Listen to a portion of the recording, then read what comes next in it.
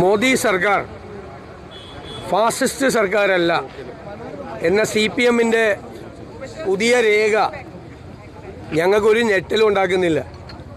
കാരണം കാലങ്ങളായിട്ടുള്ള രഹസ്യബന്ധമാണ് ഇപ്പോൾ അതിലൂടെ പുറത്തായിരിക്കുന്നത്.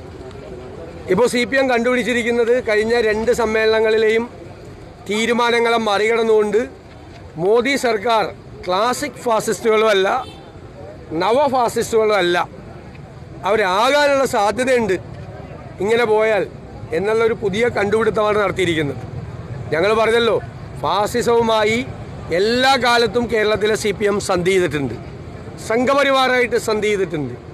ഇപ്പോൾ പിടിച്ചു നിൽക്കാൻ വേണ്ടിയിട്ടാണ് മോദി സർക്കാർ ഫാസിസ്റ്റ് സർക്കാരല്ല എന്ന ഒരു പുതിയ ഒരു രേഖ അവതരിപ്പിച്ച് ഈ മോദി സർക്കാരുമായി കൈകോർക്കാനും സംഘപരിവാറുമായി സന്ധി ചെയ്യാനും അവർക്ക് കീഴടങ്ങാനുമുള്ള CPM തീരുമാനത്തിൻ്റെ ഭാഗമാണ്.